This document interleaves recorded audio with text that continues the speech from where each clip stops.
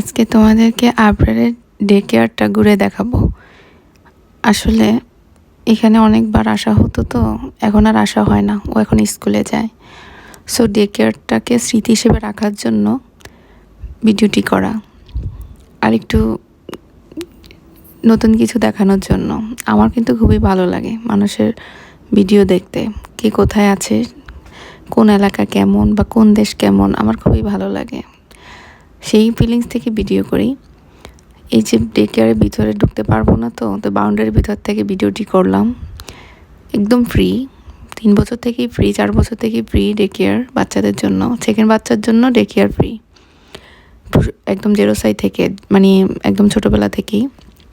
So সরকারকে tax দিয়ে বিরক্ত যারা হন, তারা সরকারের উন্নয়নের কাজগুলো দেখে মনকে শান্ত করতে পারেন। সরকার কিন্তু ঠকায় না। জাপানের সরকার এত উন্নত করে ডে কেয়ারটা করছে, মানে এত উন্নত, মনে হয় যে বাংলাদেশ হলে অন্য কোনো, মনে হয় যে এখানে মাসে মনে হয় 50,000 কিংবা 40,000 টাকা গুনতে হইতো রাখার জন্য। সো সরকারি সুবিধা এত উন্নত হইলে টাকা দিতে সমস্যা কি? ট্যাক্স কি বলেন আপনারা?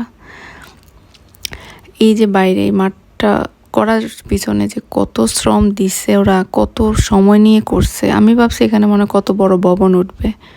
পরে যখন কাজ শেষ হলো, দেখলাম যে না, শুধুমাত্র বাচ্চাদের খেলার জন্যই বাইরে এই মাঠের ব্যবস্থাটা করছে, মানে সিমেন্টের। আর এখানে নিচে ড্রেন, পানির লাইন, টয়লেট, বিভিন্ন ফাংশন রাখছে, বসার সিট। ওরা আসলে একবারই করে, তো খুব পার্মানেন্ট একটা সেট আপ দেয়।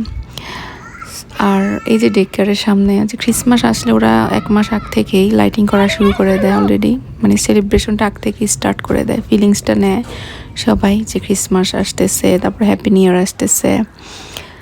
সো প্রথম মানুষজন তেমন আনাগোনা ছিল না।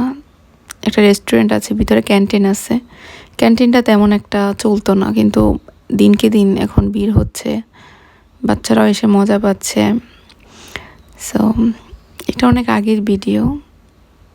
ডে কেয়ারটা তখন আবরার মানে বিদায় নিছে অলরেডি ওই সময়। আর এই যে বাইরে মাঠটা দেখুন কত নিখুঁতভাবে করা,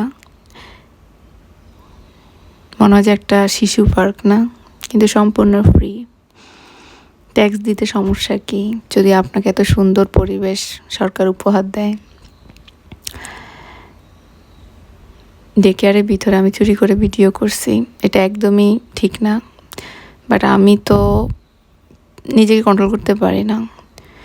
আমার ছবি ভিডিও করা একটা নেশা, মানে আমি এটা এটা আমি বন্ধ করতে পারি না। কোনো জিনিস আমি মিস করতে চাই না, সব আমি ছবি তুলতে চাই, ভিডিও করতে চাই। মানে এটা আমার একটা আমি সত্যি অ্যাডিক্টেড। এটা ছিল আবরার যখন বাংলাদেশে যাবে, বিদায় নিচ্ছিল।